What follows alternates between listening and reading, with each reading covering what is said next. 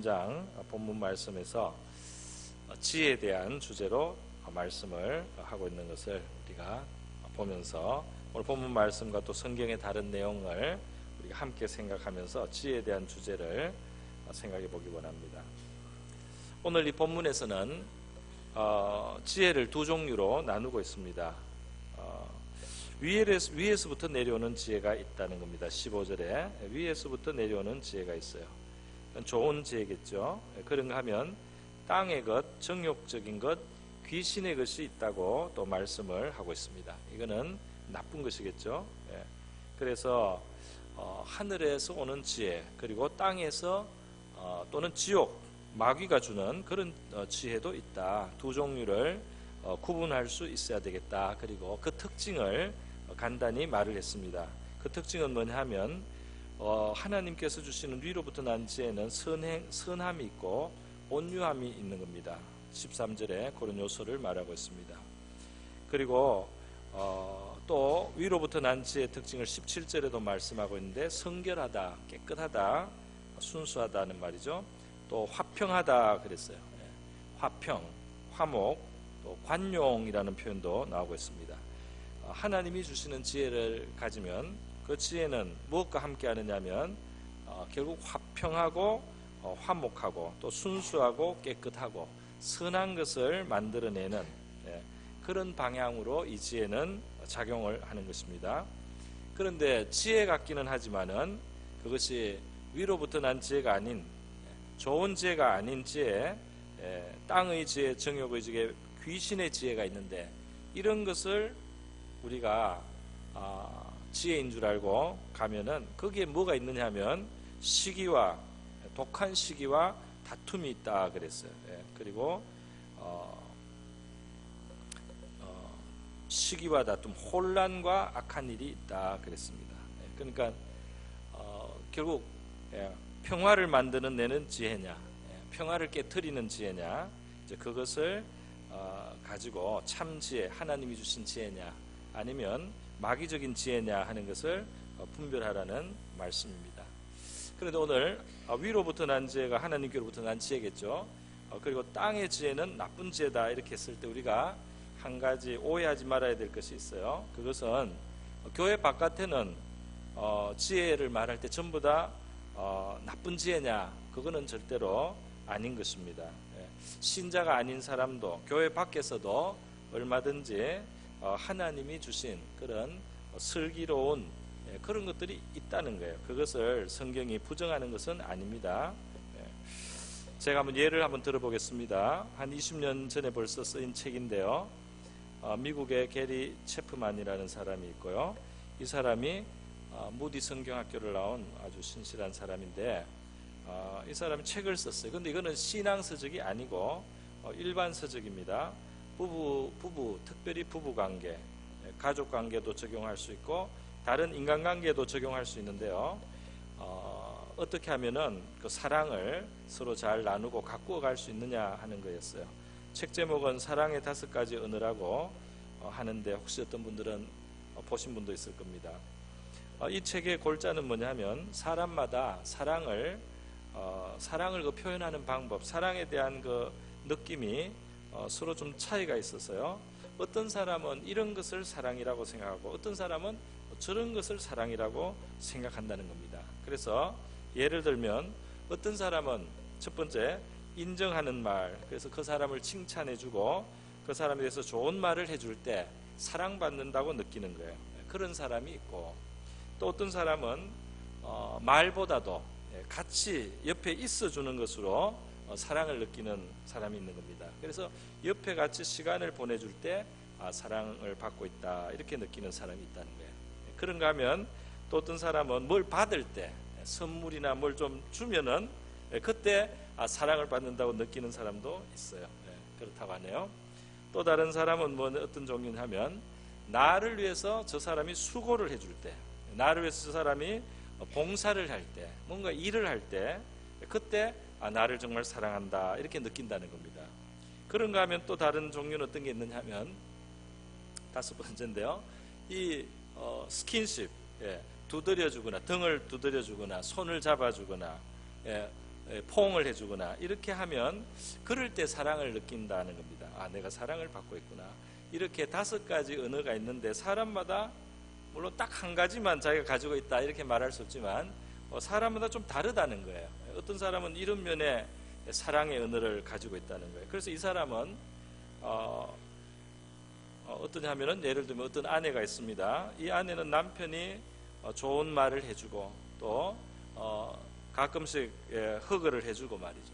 그리고 선물을 해주는데도 이 아내는 사랑받는다고 전혀 못 느껴요. 왜냐하면 이 아내의 사랑의 언어는 뭐냐면 봉사를 사랑의 언어로 느끼는 겁니다. 그래서 자기를 위해서 뭐 청소를 좀 해준다든지 부인이 힘들지 않도록 뭔가 일을 해주고 쓰레기를 치워주고 이렇게 해야지 아 정말 사랑을 받고 있다 이렇게 느끼는 부인이 있을 수 있어요. 그래서 이 남편은 그 반대로 남편은 좋은 말을 해주고 그리고 손을 잡아주고 어깨를 안아주고 이렇게 하면은 사랑을 느끼는 그런 남편하고 이 아내가 있으면 서로 열심히 사랑을 줍니다.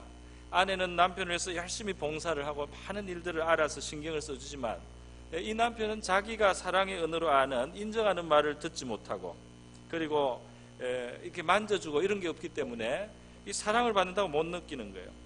또 남편은 아내에게 열심히 사랑을 표현합니다. 좋은 말을 해주고 선물도 주고 또 가끔 만져주고 이렇게 하는데 이 아내는 남편이 봉사하는 일을 게을리하기 때문에 다른 거 아무리 해줘도 사랑받는다고 못 느끼는 거예요. 그래서 이 사람들은 열심히 사랑하면서도 서로 불행하게 느끼는 겁니다. 그러면 어떻게 해야 되느냐? 상대방의 사랑의 말을 배워서 상대방에 맞춰주라는 거죠. 그래서 이 남편은 말을 많이 하고 뭘 주고 아무리 안아주는 건 소용없습니다. 그냥 쓰레기를 치워주면 되는 겁니다. 설거지를 조금 더 자주 해준다든지 뭘 조금 도와주려고 하면 이 아내는 그것으로 만족한 거예요. 또 이 남편을 행복하게 만들기 위해서 이 아내는 그렇게 애를 쓰고 수고할 필요가 없습니다. 반찬 7가지씩 해줄 필요가 없습니다. 반찬 2가지만 해주고 대신 말만 잘하면 돼요. 말만 아침 저녁으로 좋은 말을 남편한테 해주는 겁니다. 역시 당신이 최고다. 당신 정말 잘했다. 훌륭하다. 이 말만 하면은 훨씬 더 남편이 행복해지고 가정이 행복해질 수 있는데 그 말은 안 하고 말이죠. 자기의 사랑의 언어라고 그 말은 안 하고 대신에 7가지 반찬도 해주고 빨래도 더 열심히 많은 일을 하지만은 이 남편은 사랑받는다고 못 느낄 수 있다는 거예요. 그러니까 다른 그 배우자나 또는 자녀에게도 적용할 수 있고요. 우리가 다른 인간관계에 넓혀서 저 사람은 무엇을 사랑으로 느끼는가 그것을 우리가 캐치를 해가지고 거기에 맞춰주면 그 상대방이 사랑을 느낄 수 있단 말이에요. 그러면 이 관계가 화목할 수 있단 말이죠. 여러분 이거는 신앙서적에서 나온 책 이야기가 아니고 그죠? 일반인들에게 다 적용될 수 있는 그냥 세상에 있는 하나의 물론 신앙인이 쓰기는 했지만은 세상에 있는 어떤 지혜라고 할 수 있는데 이런 걸 우리가 가치 없다고 할 수 있겠습니까? 이런 것은 우리가 배울 거는 좀 배워야 되겠습니다. 나온 김에 한 가지 더 하겠습니다. 또 다른 책이 있는데요. 이거는 스티븐 콥이라는 유명한 사람이 쓰고 전 세계적으로 많이 번역도 되고 1,500만 부나 판매가 되었다고 하네요. 이것도 한 20년 이상 된 책인데요. 이거는 성공하는 사람들의 7가지 습관이라는 책입니다.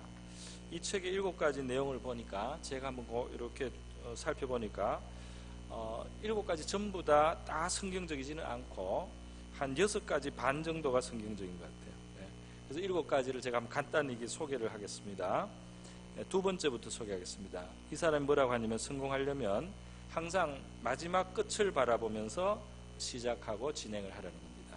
그냥 닥치는 대로 하지 말고 저 끝에 있는 목표를 종착점을 생각하면서 지금 해나가는 것이 그것이 성공하는 데 유익하다 그랬어요. 또 3번째로 말한 것은 닥치는 대로 하지 말고 소중하고 중요한 일을 우선하려고 우선순위를 정해서 노력을 하라는 그런 조언을 했습니다. 또 다른 습관은 뭐냐면 나는 이기고 상대방이 지게 하지 말고 나도 이기고 상대방도 이기는 윈윈이라고 하죠. 영어로는 같이 이기는 방법을 찾아내라. 그거를 최대한 추구하라고 했습니다. 또 다섯 번째로 말한 것은 뭐냐면 나를 이해시키려고 하기 전에 내가 상대방을 먼저 이해하려고 하고 상대방을 이해하고 나서 나를 이해시켜라.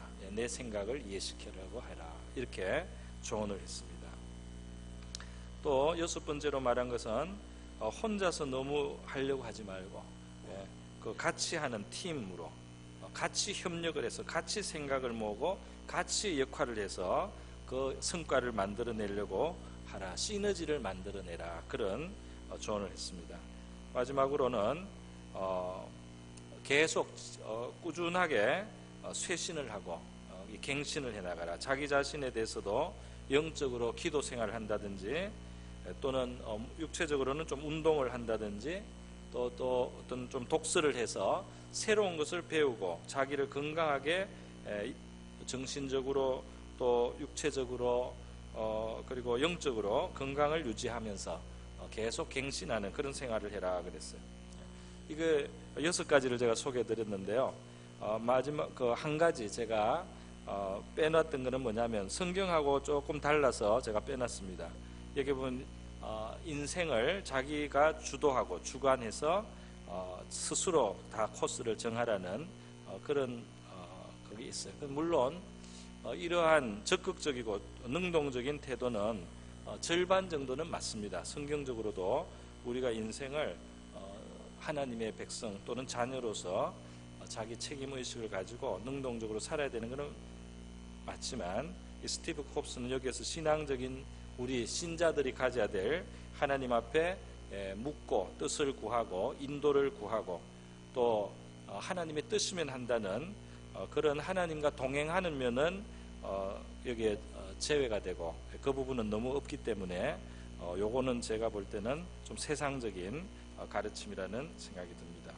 어쨌든 여러분 이러한 그 세상에 있는 지혜가 다 잘못된 것은 아니고 이 사람들도 인생을 살면서 어떤 통찰을 가진 것입니다. 이거는 뭐 불신자일 수도 있고 심지어 스티브 콥스는 몰몬교도여서요. 우리 관점에서 볼 때는 이단이죠. 그러나 이 사람이 한 말 중에 옳은 말이 있다는 것은 우리가 인정해 줄 수가 있습니다. 제가 이렇게 먼저 이 성경 밖에도 또 우리가 심지어 이 불신 일반 사회 속에서도 배울 것이 있다 하는 말씀을 드려요. 성경 출애굽기 18장에 보면은 하나님의 사람 모세가 이방인인 자기 장인 이드로에게 큰 도움을 받는 것이 나오고 있습니다. 이 당시 애굽에서 나온 모세가 백성들을 데리고 광야 생활을 할 때 이 200만 가까이 되는 그 많은 인구가 장정만 60만이니까요 200만으로 추정을 하는데 그 많은 사람들 사이에 송사 문제가 일어날 때 모세가 재판관으로 역할을 하는 겁니다. 그러니까 얼마나 이 재판할 일이 많은지 사람들이 아침부터 저녁까지 줄을 서 있어요. 모세가 하루 종일 해 뜨면은 재판 시작해서 계속 재판을 처리하는데 그래도 뭐 그날 다 못하면 다음 날로 넘어가야 되고 일이 끝이 없습니다. 그래서 모세가 지치고 피곤한 것을 이드로가 본 거예요.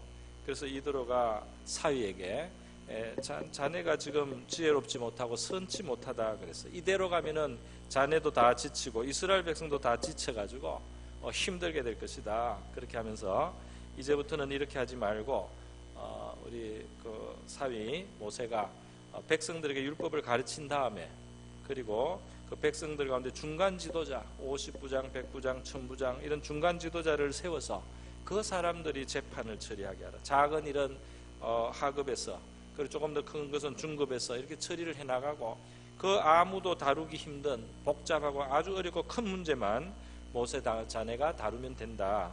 이렇게 그 조직을 짜게 했어요. 그 이스라엘이 이때부터 조직이 잡히고 그 할 일들이 분담이 되면서 모세도 여력을 갖게 되고요. 백성들도 덜 기다리고 덜 피곤하게 일들을 처리하게 된 겁니다. 이 이드로는 미디안의 제사장이고 이스라엘 백성이 아니에요. 그러나 이 상식적으로 보니까 이게 너무 무리한 일을 하고 있는 거예요. 그래서 그 상식적으로 조언을 해주고요. 모세가 또 겸손하게 받고 해서 이스라엘에 굉장히 큰 유익이 있게 됐다는 것을 이 출애굽기 18장 말씀이 보여주고 있습니다. 그러니까 우리는 지혜로운 것들을 어디서나 얻을 수 있다는 사실을 하나님이 일반 우리 세상 속에 불신자를 통해서도 우리에게 좋은 것을 가르쳐 주실 수 있다는 것을 우리가 인정을 하고 마음을 넓게 갖는 것이 유익할 줄 믿습니다. 그런데 오늘 본문에서는 이제 조금 다른 각도의 말씀을 하는 겁니다. 여기 지금 나쁜 뜻으로 땅의 것이라고 하는 지혜가 있다는 겁니다. 나쁜 뜻으로 지금 정욕과 귀신의 것이라고 하는 그런 지혜가 있을 수 있는데, 이게 믿는 사람도 지혜인 줄 알고 하다 보면 사실은 그것이 하나님께로부터 난 좋은 지혜가 아닌 이 귀신의 영감, 마귀의 영감, 이 마귀의 영감으로 우리가 이끌려서 말이죠, 잘못된 도모를 하거나 잘못된 꾀를 가질 수도 있다는 거예요. 그래서 오늘 본문은 거기에 대해서 분별하는 아주 중요한 원칙을 보여준 겁니다. 내가 생각하는, 또 내가 도모하는 이 속에, 동기 속에라도 시기나 다툼이 있는가 말이죠. 내 동기의 시기와 다툼의 마음을 가지고 지금 꾀하는 것인가 말이죠. 생각하는 것인가. 그리고 내가 하는 이 일이 사람들 사이에 다툼을 일으켜내고 혼란을 일으켜내는 그런 것이 있는가. 그런 것을 생각해 봐야 된다는 거예요. 그런 것이라면 우리가 따라서는 안 되고 취해서는 안 되는 지혜라는 겁니다. 또 반면에 하나님께로부터, 위로부터 나오는 지혜의 특징은 순수하단 말이죠. 여기 사심이 없고 깨끗하고, 그리고 화평하고 관용한다. 이 관계 속에 평화를 만들어낸다는 거예요. 평화를 만들어내는, 선한 동기로 만들어지는, 선한 열매를 맺는 이러한 지혜가 하나님이 인정하시는, 하나님이 주신 바른 지혜라는 것입니다. 우리 교회 봉사하거나 섬길 때 주의해야 될 것이죠. 우리가 생각하고 판단하는데 이것이 시기심이나 또 다툼에서 나오는 것이 아닌가 말이죠. 이것을 주의해서 우리 마음을 성찰할 수 있어야 되겠습니다. 평화를 만들어내는 지혜 말이죠. 관용한 지혜, 순수한 지혜가 저와 여러분에게 풍성하기를 축원드립니다. 여러분, 성경은 하나님이 지혜로우신 분이라고 했어요. 하나님의 창조도 지혜를 따라 된 것입니다. 잠언 3장 19절에서 20절 보면, 여호와께서는 지혜로 땅에 틀을 놓으셨다. 명철로 하늘을 견고하게 세우셨고, 그의 지식으로 깊은 바다를 갈라지게 하셨고, 공중에서 이슬이 내리게 하셨다.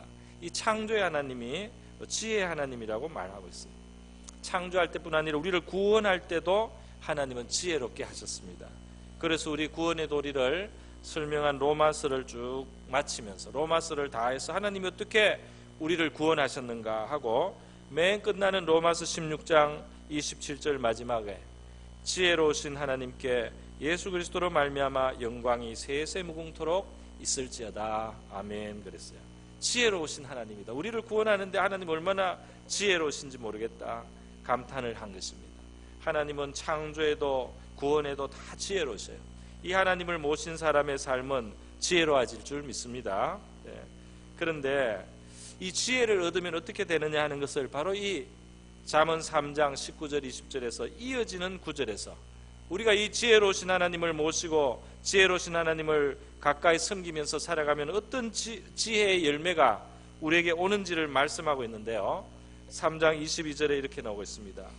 그리하면 그것이 내 영혼의 생명이 되고 내 목의 장식이 되리니, 내가 내 길을 평안히 행하겠고 내 발이 거치지 아니하겠으며 내가 누울 때 두려워하지 아니하겠고 내가 누운즉 내 잠이 달리로다. 그랬습니다. 할렐루야. 하나님, 지혜로우신 하나님과 가까이 하는 사람이 지혜를 얻으면 그 길이 평안하게 된다. 그 마음이 편안해서 말이죠, 누울 때 단잠을 자고 두려워하지 않을 수 있다는 겁니다. 할렐루야. 이 하나님이 우리 지혜를 주셔서 우리가 지혜롭게 살아갈 때 우리가 평안을 얻게 돼요. 우리 마음속에도 평안이 오게 된다는 겁니다. 이 하나님께로부터 오는 지혜를 가진 사람은 주변의 관계 속에도 평안을 만들어 나가고 자기 마음속에도 평강을 가질 수 있단 말입니다. 이런 지혜가 정말 우리에게 얼마나 필요한지 모르겠습니다. 그래서 잠언에는 지혜가 제일이라는 말씀도 있어요. 4장 7절에 지혜가 제일이다. 지혜를 얻으라. 지혜를 높이면 너가 높아질 것이다. 지혜를 품으면 너가 영화롭게 될 것이다. 내 머리에 아름다운 관을 쓰게 되고 영화로운 면류관을 쓰는 것은 지혜를 가짐으로 된다 그랬어요. 또 잠언 3장에 다른 표현도 있습니다.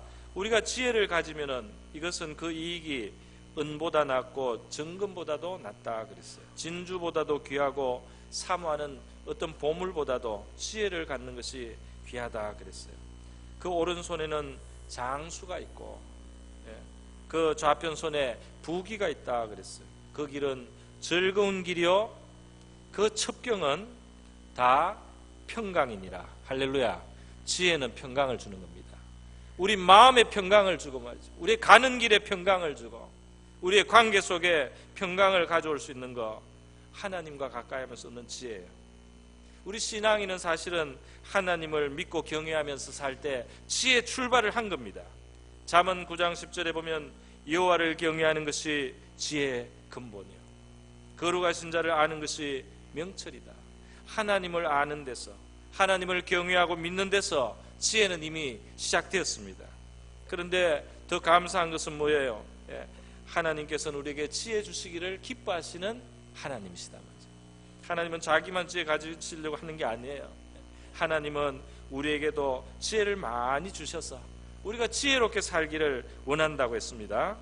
그 야고보서 1장에 이 지혜 주제가 벌써 1장에 한번 나왔던 거예요. 너희 중에 누구든지 지혜가 부족하거든 모든 사람에게 후히 주시고 꾸짖지 아니하시는 하나님께 구하라. 그리하면 주시리라. 오직 믿음으로 구하고 조금도 의심하지 말라 그랬어요. 지혜를 얻을 수 있는 것은 성도의 특권입니다.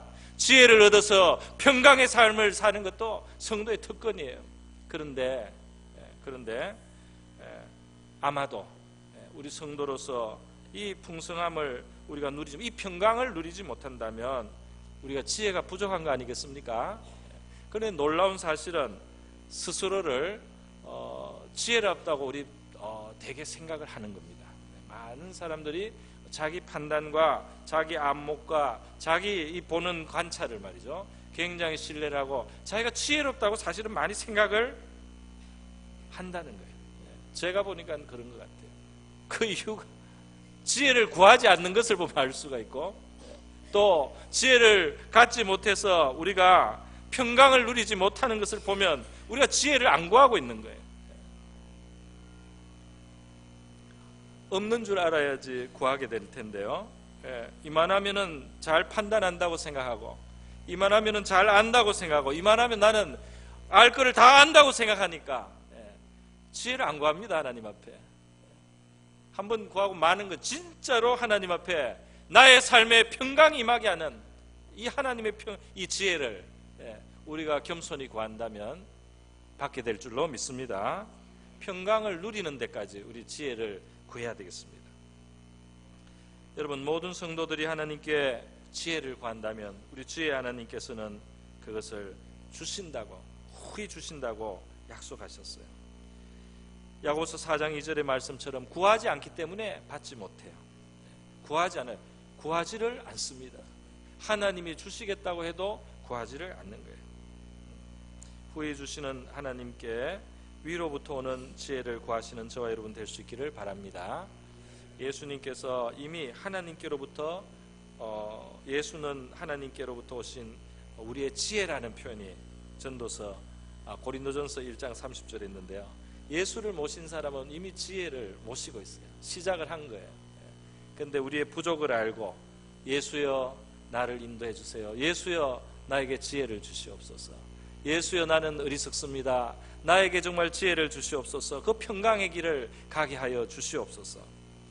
그리고 우리의 마음의 평강을 얻으시고 우리 섬기는 일과 주변과 가까운 사람들 사이에서 평화를 얻으시는 평강을 누리시는 화목을 만드시고 화평을 창조하시는 지혜로운 신앙인들로 살아가시기를 축원드립니다.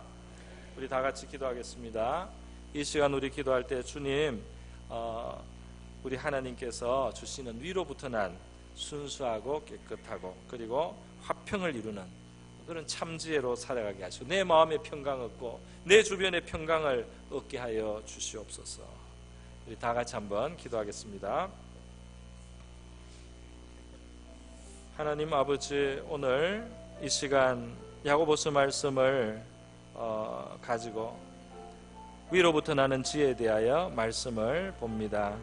하나님, 이 땅에 꾀와 많은 도모 속에는 이 세상적인 정신이 있어 시기와 다툼을 일으키고 또 그것에서부터 나오는 안 좋은 꾀가 있습니다. 안 좋은 아버지 그런 계획들이 있습니다. 하나님, 혼란을 일으키고 하나님의 상처를 만드는 그런 지혜들이 있습니다. 아버지여, 우리의 삶이 내 안에서부터 평강을 얻기를 원하고 내 주변에, 우리의 주변 속에 우리의 섬기는 일이 하나님 화목을 만들어내고 화평을 만들어내고 그리고 관용이 있는 선한 열매가 가득한 주님, 그런 우리 성도들의 삶이 되기를 원합니다. 누구든지 지혜가 부족하면 후히 주시고 꾸짖지 아니하는 하나님께 구하라고 말씀해 주셨는데, 오 하나님 아버지, 지혜로우신 우리 하나님, 세세무궁토록 영광을 받으실 우리 지혜로우신 하나님께서 저희들 무지한 것, 저희들 어리석은 것을 불쌍히 여겨주시고 우리에게 바르게 하나님의 지혜대로 볼 수 있게 하여 주셔서 아버지, 그 지혜 안에 행할 수 있게 도와주셔서 평강한 길을 갈 수 있게 도와주시옵소서. 우리의 마음에 하나님 평안을 얻고 단잠을 잘 수 있는 주님, 그런 지혜를 가진 자녀들이 되게 하여 주시기를 원합니다. 우리가 일하는 것, 우리가 섬기는 것, 우리가 도모하는 곳에 평화를 만들어내는, 화목을 만들어내는, 화평을 만들어내는 위로부터 난 지혜를 가지고 살아가는 저희들이 되게 하옵소서. 우리 생활에 하나님 구체적인 일들, 우리가 감당해야 될 일들, 우리 주변에 있는 문제들 풀어나갈 수 있는 주님이 주시는 지혜를 저희들에게 주시기를 원합니다. 하나님의 자녀인 저희들, 하나님의 지혜이신 예수 그리스도를 마음에 모셨습니다. 하나님을 경외하는 것이 지혜의 근본이라고 이미 말씀하여 주셨습니다. 하나님 아버지, 그런 지혜를 우리가 받기를 원합니다. 그런 지혜 안에 살아가기를 원합니다. 그런 열매를 맺으며 살아갈 수 있게 도와주시옵소서. 할렐루야, 감사합니다. 할렐루야, 아버지 도와주시옵소서. 고마우신 아버지여, 감사합니다. 우리 모두 하나님께서 주시는 위로부터 난 지혜를 얻게 하여 주옵소서. 그래 우리 마음 안에 평강을 누리고 우리가 단잠을 이루며 우리의 길이 평탄하게 하여 주시옵시고 우리 주변에 시기와 다툼이 아닌 화평과 화목을 이루는 선한 열매가 가득한 그러한 신앙생활, 그러한 매일의 생활을 살아가는 주님의 복된 자녀들 다 되게 하여 주시옵소서. 고마우신 예수님의 귀하신 이름으로 기도드립니다. 아멘. 네, 이 시간은 우리 성례식을 갖도록 하겠습니다. 제가 우리 학습, 그 다음에 입교, 그 다음에